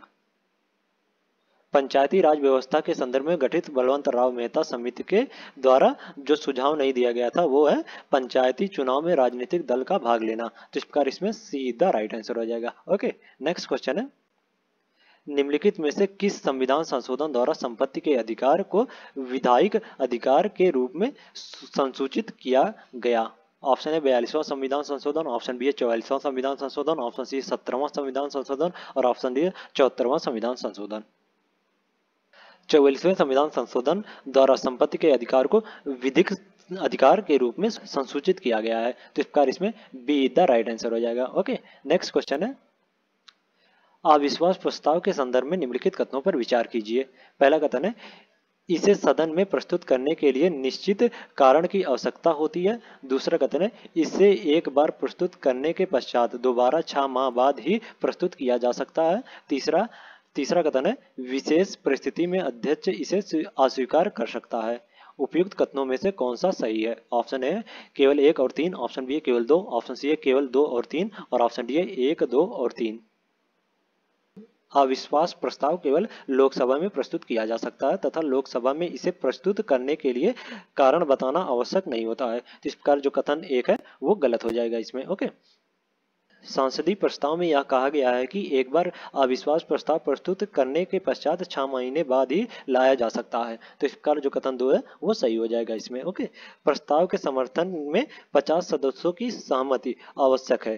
किसी भी परिस्थिति में अविश्वास प्रस्ताव को लोकसभा अध्यक्ष स्वीकार नहीं कर सकता है। तो इस प्रकार जो कथन 3 है वो गलत हो जाएगा इसमें। तो इसमें केवल 2 सही है, तो बी द राइट आंसर हो जाएगा। ओके, नेक्स्ट क्वेश्चन है, निम्नलिखित में से कौन संविधान निर्माण से संबंधित अल्पसंख्यकों संबंधित परामर्श समिति के अध्यक्ष थे? Option A doctor B R Ambedkar, option B है doctor Rajendra Prasad, option C है बी एन राव और ऑप्शन डी है वल्लभ भाई पटेल। संविधान निर्माण के समय अल्पसंख्यकों संबंधित परामर्श समिति के अध्यक्ष जो है वो वल्लभ भाई पटेल थे। इस प्रकार इसमें डी द राइट आंसर हो जाएगा। ओके, नेक्स्ट क्वेश्चन है, विधान परिषद के संदर्भ में निम्नलिखित कथनों पर विचार कीजिए। पहला कथन है, यह किसी साधारण विधेयक को अधिकतम 3 माह तक रोक सकती है और दूसरा कथन है, इसके द्वारा अनुदान की मांग पर मतदान नहीं किया जाता और तीसरा कथन है, यह राज्यपाल के क्रियाकलापों की आलोचना कर सकती है। उपयुक्त कथनों में कौन सा सही है? ऑप्शन ए केवल 1 और 3, ऑप्शन बी है केवल 2, ऑप्शन सी है केवल 2 और 3 और ऑप्शन डी है 1, 2 और 3। साधारण विधेयक पारित करने के संदर्भ में विधानसभा को विशेष शक्ति प्राप्त है। विधान परिषद एक विधेयक को अधिकतम 4 माह के लिए रोक सकती है, पहली बार में 3 माह के लिए और दूसरी बार में 1 माह के लिए। तो इस प्रकार जो कथन 1 है वो गलत हो जाएगा। ओके, विधान परिषद बजट पर सिर्फ बहस कर सकती है लेकिन अनुदान की मांग पर मतदान नहीं कर सकती है।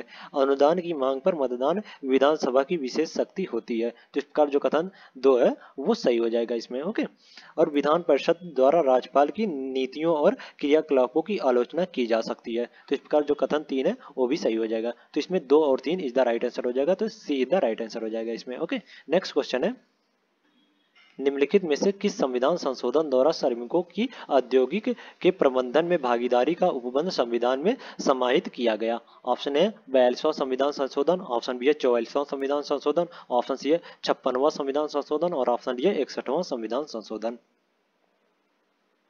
42वें संविधान संशोधन द्वारा श्रमिकों को औद्योगिक के प्रबंधन में भागीदारी का उपबंध समाहित किया गया है। तो इस प्रकार इसमें ए इज द राइट आंसर हो जाएगा। ओके, नेक्स्ट क्वेश्चन है, निम्नलिखित में से किस स्थिति में संसद की संयुक्त बैठक आयोजित किए जाने का प्रावधान है? पहला है साधारण विधेयक पर गतिरोध, दूसरा है धन विधेयक पर गतिरोध, तीसरा है संविधान संशोधन पर गतिरोध। नीचे दिए गए कूट का प्रयोग कर सही उत्तर चुनें। ऑप्शन ए केवल एक, ऑप्शन बी है केवल एक और दो, ऑप्शन सी है केवल दो और तीन, और ऑप्शन डी है एक, दो और तीन। साधारण विधेयक पर गतिरोध की स्थिति में संसद की संयुक्त बैठक आयोजित किए जाने का प्रावधान है, तो इस प्रकार इसमें जो कथन एक है वो सही हो जाएगा, तो इसमें केवल एक सही है, तो ए इज द राइट आंसर हो जाएगा। ओके, नेक्स्ट क्वेश्चन है, निम्नलिखित युग्मों में से कौन सा सही सुमेलित नहीं है? राज्य विधानसभा सदस्य संख्या। ऑप्शन है मिजोरम 70, ऑप्शन बी है मणिपुर 60, ऑप्शन सी है गोवा 40 और ऑप्शन डी है सिक्किम 32। विधानसभा के प्रतिनिधियों का निर्वाचन प्रत्यक्ष मतदान द्वारा किया जाता है। उनकी अधिकतम संख्या 500 एवं न्यूनतम 60 निर्धारित की गई है। ओके, विधानसभा में सीटों की संख्या पूर्णतः राज्य की जनसंख्या एवं इसके आकार पर निर्भर करती है। ओके, और मिजोरम में सीटों की संख्या जो है वो 40 है, ना कि 70। तो इस प्रकार जो ऑप्शन है वो सही सुमेलित नहीं है, तो इसमें ए इज द राइट आंसर हो जाएगा। ओके, ये 40 है मिजोरम में विधानसभा सदस्य संख्या। ओके, 40। जनसंख्या के अनुसार देश के सबसे बड़े राज्य उत्तर प्रदेश में विधानसभा सीटों की संख्या जो है वो 403 है। उत्तर प्रदेश में, यूपी में विधानसभा सीट की संख्या 403 है और सबसे कम जो है वो सिक्किम में 32 है। ओके, तो इस प्रकार इसमें ए इज द राइट आंसर हो जाएगा। नेक्स्ट क्वेश्चन है, निम्नलिखित में से कौन से अधिकार संविधान के अनुच्छेद 21 में अंतर्निहित है? पहला है स्वच्छ पर्यावरण का अधिकार, दूसरा है फांसी में विलंब के विरुद्ध अधिकार, तीसरा है निःशुल्क विधिक सहायता का अधिकार और चौथा है आपातकालीन चिकित्सा सुविधा का अधिकार। नीचे दिए गए कूट का प्रयोग कर सही उत्तर चुनें। ऑप्शन ए केवल एक और दो, ऑप्शन बी है केवल तीन और चार, ऑप्शन सी है केवल एक, दो और चार, और ऑप्शन डी है एक, दो, तीन और चार। स्वच्छ पर्यावरण का अधिकार, फांसी में विलंब के विरुद्ध अधिकार, निःशुल्क विधिक सहायता का अधिकार, आपातकालीन चिकित्सा सुविधा का अधिकार, ये चारों जो है वो संविधान के अनुच्छेद 21 के में अंतर्निहित है। तो इस प्रकार इसमें D is the right answer हो जाएगा। ओके, नेक्स्ट क्वेश्चन है, निम्नलिखित में से किस अनुच्छेद के तहत राष्ट्रपति संसद के दोनों सदनों द्वारा पारित किसी विधेयक पर अपनी स्वीकृति रोक सकता है? ऑप्शन है अनुच्छेद 110, ऑप्शन बी अनुच्छेद 111, ऑप्शन सी अनुच्छेद 113 और ऑप्शन डी अनुच्छेद 114। अनुच्छेद 114 के तहत राष्ट्रपति संसद के दोनों सदनों द्वारा पारित किसी विधेयक पर अपनी स्वीकृति रोक सकता है, तो इस प्रकार इसमें D is the right answer हो जाएगा। ओके, नेक्स्ट क्वेश्चन है, संविधान में वर्णित वाक्य एवं अभिव्यक्ति की स्वतंत्रता के संदर्भ में निम्नलिखित कथनों पर विचार कीजिए। पहला कथन है न्यायालय की अवमानना के आधार पर इसे प्रतिबंधित किया जा सकता है। दूसरा कथन है इसमें प्रदर्शन, विरोध और हड़ताल का अधिकार समाहित है। उपयुक्त कथनों में से कौन सही है? ऑप्शन ए केवल एक, ऑप्शन बी केवल दो, ऑप्शन सी एक और दो दोनों, और ऑप्शन डी है ना तो एक और ना ही दो। संविधान में वर्णित वाक्य एवं अभिव्यक्ति की स्वतंत्रता जो है वो न्यायालय की अवमानना के आधार पर इसे प्रतिबंधित किया जा सकता है। इस प्रकार जो कथन एक है वो सही हो जाएगा इसमें, तो इसमें केवल एक सही है, तो ए इज द राइट आंसर हो जाएगा। ओके, नेक्स्ट क्वेश्चन है, निम्नलिखित में से कौन सी समिति भारत में चुनाव सुधार से संबंधित नहीं है?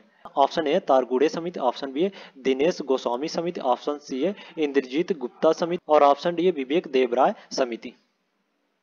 जो विवेक देबराय समिति है वह भारत में चुनाव सुधार से संबंधित समिति नहीं है। ओके, यह जो समिति है वो विवेक देबराय की अध्यक्षता में नीति आयोग की एक समिति ने रेल बजट को आम बजट के साथ विलय करने की सिफारिश की थी। तो इस प्रकार जो ऑप्शन डी है वो चुनाव सुधार संबंधित समिति नहीं है, तो इसमें डी द राइट आंसर हो जाएगा। ओके, नेक्स्ट क्वेश्चन है, उद्देशिका के संदर्भ में निम्नलिखित कथनों पर विचार कीजिए। पहला कथन है उच्चतम न्यायालय ने उद्देशिका को संविधान का आंतरिक भाग माना, और दूसरा कथन है इसमें संशोधन के लिए आधे से अधिक राज्यों की सहमति अनिवार्य है। उपयुक्त कथनों में कौन सा सही है? ऑप्शन ए केवल एक, ऑप्शन बी केवल दो, ऑप्शन सी एक और दो दोनों, और ऑप्शन डी है ना तो एक और ना ही दो। उद्देशिका को उच्चतम न्यायालय ने संविधान का आंतरिक भाग माना है, तो इसका जो कथन एक है वो सही हो जाएगा। ओके, और उद्देशिका में संशोधन हेतु राज्यों की किसी भी प्रकार की भूमिका नहीं होती है, तो इस बार जो कथन दो है वो गलत हो जाएगा इसमें। ओके, तो इसमें केवल एक सही है, तो ए इज द राइट आंसर हो जाएगा। नेक्स्ट क्वेश्चन है, उत्तर प्रदेश राज्य विधान परिषद में राज्यपाल द्वारा निम्नलिखित में से कितने सदस्य को मनोनीत किए जाने का प्रावधान है? ऑप्शन है कुल सदस्य संख्या का 1/6, ऑप्शन बी है कुल सदस्य संख्या का 1/8, ऑप्शन सी है कुल सदस्य संख्या का 1/10 और ऑप्शन डी है कुल सदस्य संख्या का 1/12। उत्तर प्रदेश में राज्य विधान परिषद में राज्यपाल द्वारा कुल सदस्य संख्या का 1/6 सदस्यों को मनोनीत किए जाने का प्रावधान है। तो इस प्रकार इसमें ए इज द राइट आंसर हो जाएगा। ओके, नेक्स्ट क्वेश्चन है, निम्नलिखित कथनों पर विचार कीजिए। पहला कथन है राष्ट्रपति शासन के अनुमोदन वाला प्रस्ताव लोकसभा द्वारा विशेष बहुमत से पारित किया जाना आवश्यक है। दूसरा कथन है राष्ट्रपति शासन के प्रभावी होने पर राज्य मंत्री परिषद भंग कर दी जाती है। और तीसरा कथन है राष्ट्रपति शासन की अवधि में राज्य बजट को संसद द्वारा पारित किया जाता है। उपयुक्त कथनों में से कौन सा सही है? ऑप्शन ए केवल 1 और 2, ऑप्शन बी है केवल 2, ऑप्शन सी है केवल 2 और 3 और ऑप्शन डी है 1, 2 और 3। राष्ट्रपति शासन की घोषणा को मंजूरी देने वाला प्रत्येक प्रस्ताव किसी भी सदन द्वारा समान बहुमत द्वारा पारित नहीं किया जा सकता। तो इस प्रकार जो कथन 1 है वो गलत हो जाएगा। ओके, और राष्ट्रपति शासन के प्रभावी होने पर राज्य मंत्रिपरिषद भंग कर दी जाती है। तो इस प्रकार जो कथन 2 है वो सही हो जाएगा इसमें। ओके, राष्ट्रपति शासन की अवधि में राज्य बजट को संसद द्वारा पारित किया जाता है। तो इस प्रकार जो कथन 3 है वो भी सही हो जाएगा। तो इसमें केवल 2 और 3 इज द राइट आंसर हो जाएगा। तो इसमें सी इज द राइट आंसर हो जाएगा। ओके, नेक्स्ट क्वेश्चन है, निम्नलिखित में से किस संविधान संशोधन द्वारा राष्ट्रीय राजधानी क्षेत्र दिल्ली तथा पुडुचेरी के विधानसभा सदस्यों को राष्ट्रपति के निर्वाचन मंडल का सदस्य बनाया गया? ऑप्शन है 69वां संविधान संशोधन, ऑप्शन बी है 70वां संविधान संशोधन, ऑप्शन सी है 71वां संविधान संशोधन और ऑप्शन डी है 72वां संविधान संशोधन। 17वें संविधान संशोधन के द्वारा राष्ट्रीय राजधानी क्षेत्र दिल्ली तथा पुडुचेरी के विधानसभा सदस्यों को राष्ट्रपति के चुनाव मंडल का सदस्य बनाया गया है। तो इस प्रकार इसमें बी द राइट आंसर हो जाएगा। ओके, नेक्स्ट क्वेश्चन है, निम्नलिखित पर विचार कीजिए और नीचे दिए गए कूट का प्रयोग कर सही उत्तर का चयन कीजिए। पहला कथन है लोकसभा एवं राज्यों की विधानसभा में सीटों का आवंटन। दूसरा कथन है भ्रष्ट आचरण एवं चुनावी अपराध।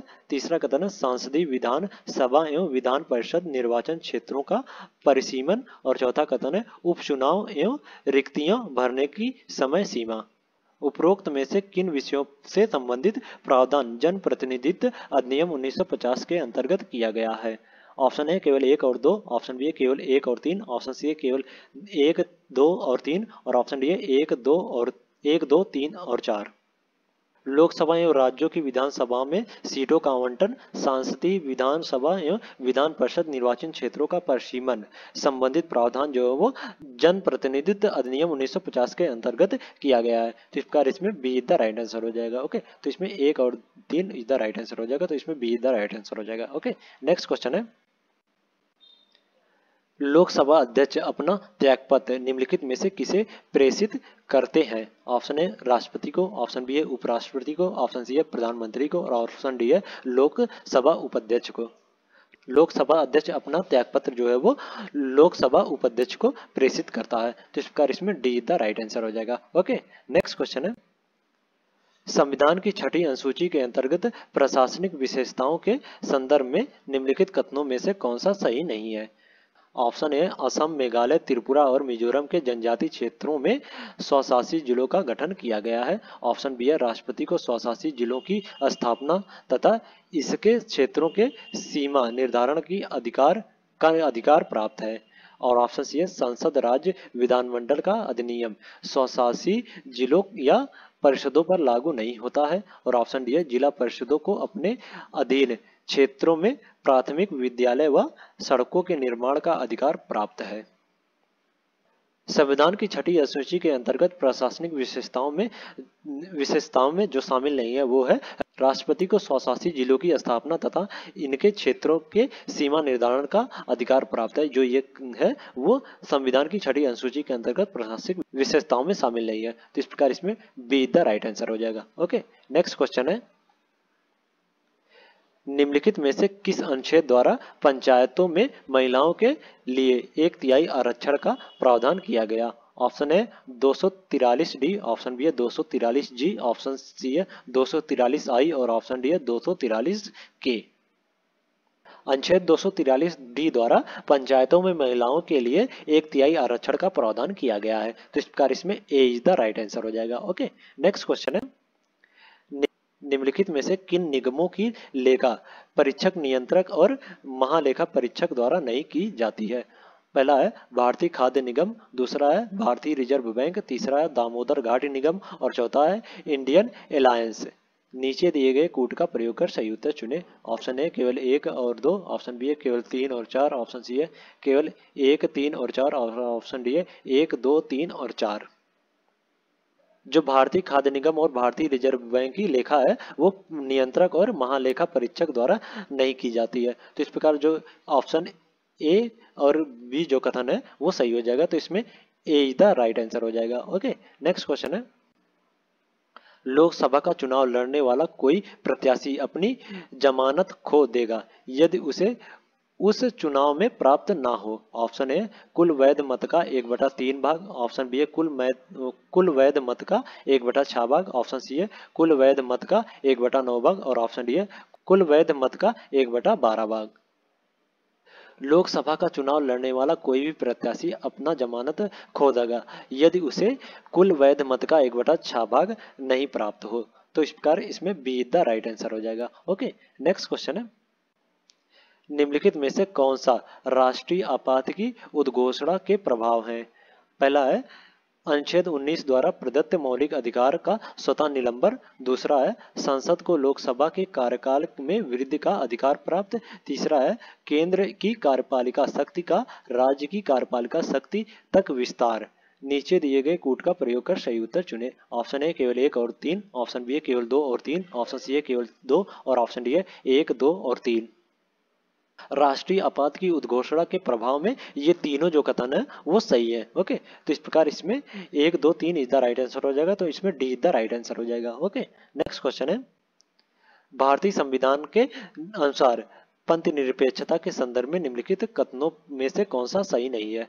ऑप्शन ए है विभिन्न धार्मिक समुदाय एक दूसरे पर हावी ना हो, ऑप्शन बी है एक ही धर्म समुदाय के कुछ सदस्य अन्य सदस्यों पर हावी ना हो, ऑप्शन सी है राज्य किसी विशेष धर्म को लागू ना कराने और ना ही व्यक्तियों की धार्मिक स्वतंत्रता को बाधित करे और ऑप्शन डी है धर्म और राज्य के बीच लचीले अलगाव के कारण राज्य सभी धार्मिक मामलों में हस्तक्षेप करता है। धर्म और राज्य के बीच लचीले अलगाव के कारण राज्य सभी धार्मिक मामले में हस्तक्षेप करता है। यह जो है वो पंथ निरपेक्ष के संदर्भ में सही नहीं है। तो इस प्रकार इसमें डी द राइट आंसर हो जाएगा। ओके, नेक्स्ट क्वेश्चन है, निम्नलिखित में से किन क्षेत्रों में विशेष उपबंध प्राप्त करने वाले व्यक्तियों को राष्ट्रपति द्वारा राज्यसभा के लिए मनोनीत किया जाता है? पहला है साहित्य, दूसरा है विज्ञान, तीसरा है कला और चौथा है सहकारी आंदोलन। नीचे दिए गए कूट का प्रयोग कर सही उत्तर चुने। ऑप्शन ए केवल 1 और 2, ऑप्शन बी है केवल 1, 2 और 3, ऑप्शन सी है केवल 2, 3 और 4 और ऑप्शन डी है 1, 2, 3 और 4। साहित्य, विज्ञान और कला के क्षेत्र में विशेष उपबंध प्राप्त करने वाले व्यक्तियों को राष्ट्रपति द्वारा राज्यसभा के लिए मनोनीत किया जाता है। तो इस प्रकार इसमें 1, 2, 3 इज द राइट आंसर हो जाएगा। तो इसमें B is the right answer हो जाएगा। ओके, नेक्स्ट क्वेश्चन है, साधारण विधेयक संबंधित प्रक्रिया के अंतर्गत निम्नलिखित में से किस चरण में विधेयक को प्रवर समिति या संयुक्त प्रवर समिति में भेजने का निर्णय किया जाता है? ऑप्शन ए प्रथम वाचन, ऑप्शन बी है द्वितीय वाचन, ऑप्शन सी है तृतीय वाचन और ऑप्शन डी है राष्ट्रपति द्वारा पुनर्विचार हेतु वापस किए जाने पर। साधारण विधेयक संबंधित प्रक्रिया के अंतर्गत द्वितीय वाचन में विधेयक को प्रवर समिति या संयुक्त प्रवर समिति में भेजने का निर्णय किया जाता है। तो इस प्रकार इसमें बी द राइट आंसर हो जाएगा। ओके, नेक्स्ट क्वेश्चन है, निम्नलिखित कथनों पर विचार कीजिए।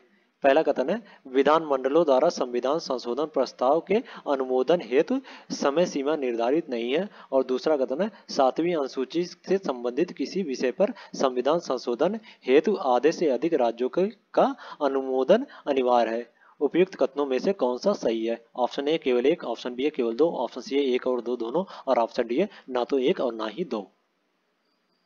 संविधान में राज्य विधानमंडलों द्वारा संशोधन संबंधित मंजूरी या उसके विरोध को प्रस्तुत करने की समय सीमा निर्धारित नहीं की गई है।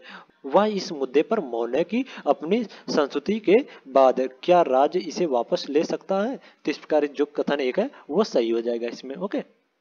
और 7वीं अनुसूची से संबंधित किसी विषय पर संविधान संशोधन हेतु आधे से अधिक राज्यों का अनुमोदन अनिवार्य है। तो इस प्रकार जो कथन 2 है वो भी सही हो जाएगा। तो इसमें 1 और 2 दोनों सही है, तो सी द राइट आंसर हो जाएगा। ओके। नेक्स्ट क्वेश्चन है, निम्नलिखित युग्मों में से कौन सा सही सुमेलित नहीं है। अनुच्छेद विशेष उपबंध वाले राज्य।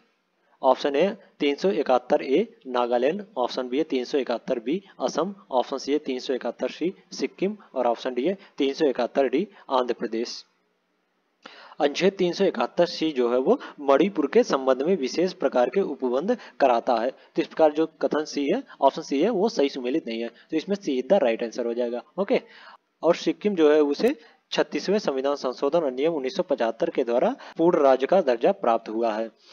इस संशोधन के माध्यम से संविधान में एक नया अनुच्छेद 371 जोड़ा गया है। तो इस प्रकार जो ऑप्शन सी है वो सही सुमेलित नहीं है, तो इसमें सीधा राइट आंसर हो जाएगा। ओके। नेक्स्ट क्वेश्चन है, भारतीय संविधान के अनुच्छेद 15 में निम्नलिखित में से किन आधारों पर विभेद का प्रतिषेध किया गया है।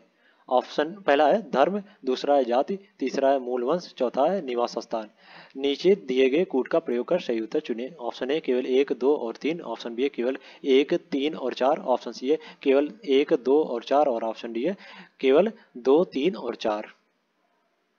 भारतीय संविधान के अनुच्छेद 15 में धर्म, जाति, मूल वंश के आधार पर विभेद का प्रतिषेध किया गया है। तो इस प्रकार इसमें 1, 2, 3 इज द राइट आंसर हो जाएगा। तो इसमें ए इज द राइट आंसर हो जाएगा। ओके। नेक्स्ट क्वेश्चन है, अनुसूचित जातियों तथा अनुसूचित जनजातियों से संबंधित समितियों में निम्नलिखित में से कितने सदस्य होते हैं। ऑप्शन है 30, ऑप्शन बी है 25, ऑप्शन सी है 22 और ऑप्शन डी है 20। अनुसूचित जातियों और अनुसूचित जनजातियों के कल्याण संबंधित समितियों में 30 सदस्य होते हैं, जिनमें से 20 सदस्य लोकसभा से तथा 10 सदस्य राज्यसभा से एकल संक्रमणी मत द्वारा अनुपातिक प्रतिनिधित्व के सिद्धांत के अनुसार निर्वाचित किए जाते हैं। तो इस प्रकार इसमें ए इज द राइट आंसर हो जाएगा। ओके। नेक्स्ट क्वेश्चन है, नीचे 2 कथन दिए गए हैं, एक को अभिकथन ए तथा दूसरे को कारण आर कहा गया है। अभिकथन ए, भारत का उच्चतम न्यायालय मूल अधिकारों का संरक्षक है। कारण, वह मूल अधिकारों को छीनने या न्यून करने वाली विधि को शून्य घोषित कर सकता है। नीचे दिए गए कूट का प्रयोग कर सही उत्तर चुने।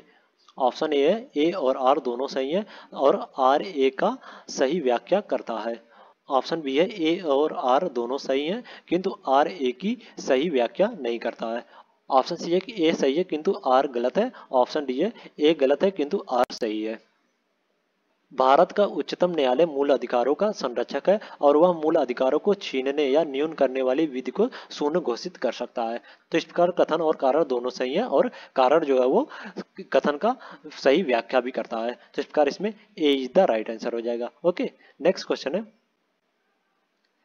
दल परिवर्तन कानून के संदर्भ में निम्नलिखित कथनों पर विचार कीजिए।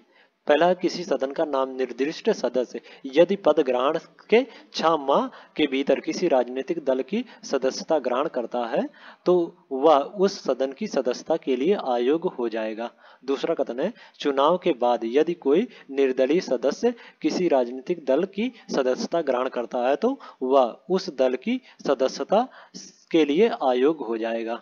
और तीसरा कथन है, पीठासीन अधिकारी द्वारा दल बदल के मामले पर विनिश्चय के लिए कोई समय सीमा निर्धारित नहीं है। उपयुक्त कथनों में से कौन सा सही है। ऑप्शन ए केवल 1 और 2, ऑप्शन बी है केवल 2 और 3, ऑप्शन सी है केवल 3 और ऑप्शन डी है 1, 2 और 3।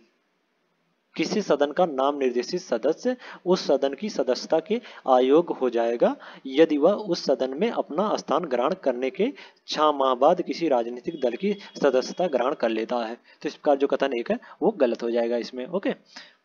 और कोई निर्दलीय सदस्य यदि किसी सदन की सदस्यता के निराहरक हो जाएगा यदि वह उस चुनाव के बाद किसी राजनीतिक दल की सदस्यता धारण कर लेता है। तो इस प्रकार जो कथन 2 है वो सही हो जाएगा इसमें। ओके। और कानून के अनुसार पीठासीन अधिकारी के पास अयोग्यता की याचिका पर विचार विमर्श करने की कोई समय सीमा नहीं है।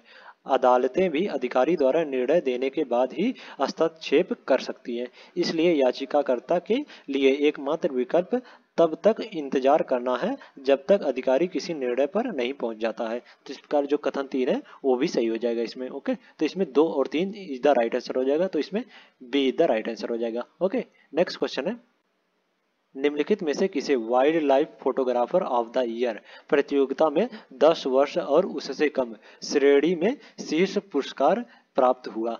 Option A Vihan Talya Vikas, option B है राधिका रामासामी, ऑप्शन सी है श्री राम मुरली और ऑप्शन डी है नजीब अहमद।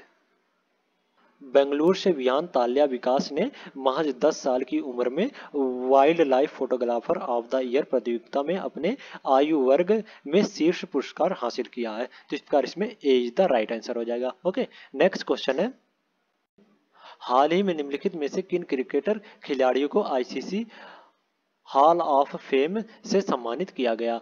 पहला है झूलन गोस्वामी, दूसरा है डायना एडुलजी, तीसरा है महेंद्र सिंह धोनी और चौथा है वीरेंद्र सहवाग।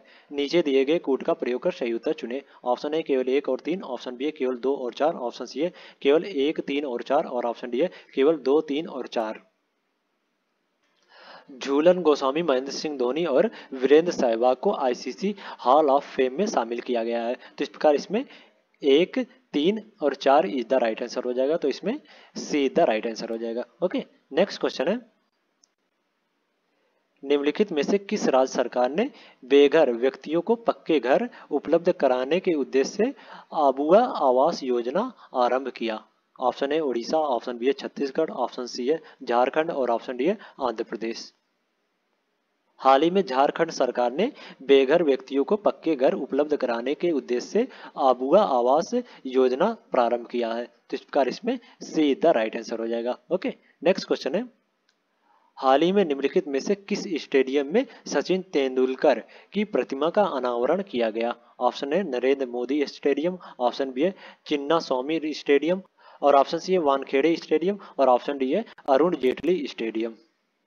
हाल ही में वानखेड़े स्टेडियम में सचिन तेंदुलकर की प्रतिमा का अनावरण किया गया है। तो इस प्रकार इसमें सीधा राइट आंसर हो जाएगा। ओके, नेक्स्ट क्वेश्चन है, हाल ही में भारत और श्रीलंका के मध्य निम्नलिखित में से किस रेल लिंक परियोजना को प्रारंभ किया गया? ऑप्शन है कोलकाता अखौरा सीमा पार रेल लिंक परियोजना, ऑप्शन बी है अगरतला खुलना सीमा पार रेल लिंक परियोजना, ऑप्शन सी है कलकत्ता खुलना सीमा पार रेल लिंक परियोजना और ऑप्शन डी है अगरतला अखौरा सीमा पार रेल लिंक परियोजना। हाल ही में भारत और बांग्लादेश के मध्य अगरतला अखौरा सीमा पार रेल लिंक परियोजना को प्रारंभ किया गया है। तो इस प्रकार इसमें डी द राइट आंसर हो जाएगा। ओके, नेक्स्ट क्वेश्चन है, निम्नलिखित में से किस राज्य को ग्लोबल रिस्पॉन्सिबल टूरिज्म अवार्ड 2023 से सम्मानित किया गया? Option A Goa, option B है केरल, ऑप्शन सी है हिमाचल प्रदेश और ऑप्शन डी है उत्तराखंड। हाल ही में केरल राज्य को ग्लोबल रिस्पॉन्सिबल टूरिज्म अवार्ड 2023 से सम्मानित किया गया है। तो इस प्रकार इसमें see the right answer sorry be the right answer हो जाएगा। ओके, नेक्स्ट क्वेश्चन, निम्नलिखित में से कौन सा सिडबी द्वारा प्रारंभ किया गया MSME आर्थिक गतिविधि सूचकांक है? ऑप्शन ए संपूर्ण, ऑप्शन बी है सुरक्षित, ऑप्शन सी है साहस और ऑप्शन डी है शुद्ध। सिडबी द्वारा प्रारंभ किया गया MSME आर्थिक गतिविधि सूचकांक जो है वो संपूर्ण है। तो इस प्रकार इसमें ए इज द राइट आंसर हो जाएगा। ओके, नेक्स्ट क्वेश्चन है, हाल ही में निम्नलिखित में से किन देशों के मध्य मुद्रा विनिमय समझौता पर हस्ताक्षर हुए हैं? ऑप्शन है भारत एवं सऊदी अरब, ऑप्शन बी है चीन एवं सऊदी अरब, ऑप्शन सी है भारत एवं बांग्लादेश और ऑप्शन डी है चीन एवं मालदीव। हाल ही में चीन और सऊदी अरब के बीच मुद्रा विनिमय समझौते पर हस्ताक्षर हुए हैं। तो इस प्रकार इसमें बी द राइट आंसर हो जाएगा। ओके, नेक्स्ट क्वेश्चन है, हाल ही में निम्नलिखित में से किस मालवाहक जहाज का लाल सागर में यमन के हूती विद्रोहियों द्वारा अपहरण कर लिया गया था? ऑप्शन है गैलेक्सी लीडर, ऑप्शन बी है HMM अल्गेसिरस और ऑप्शन सी है MV लीला नोरफोक और ऑप्शन डी है ओशियन वाइजर। हाल ही में गैलेक्सी लीडर मालवाहक जहाज का लाल सागर में यमन के हूती विद्रोहियों द्वारा अपहरण कर लिया गया था। तो इस प्रकार इसमें ए इज द राइट आंसर हो जाएगा। ओके, तो आज के लिए इतना ही। अगले नेक्स्ट वीडियो में हम लोग नेक्स्ट टेस्ट सीरीज लेके आएंगे। अगर वीडियो अच्छी लगी हो तो वीडियो को लाइक कर दें और इसी प्रकार के वीडियो के लिए चैनल को सब्सक्राइब कर लें। ओके, और इस वीडियो के PDF के लिए टेलीग्राम चैनल को ज्वाइन कर लें, जो कि टेलीग्राम चैनल का लिंक डिस्क्रिप्शन में दे दिया गया है। Okay, thank you so much.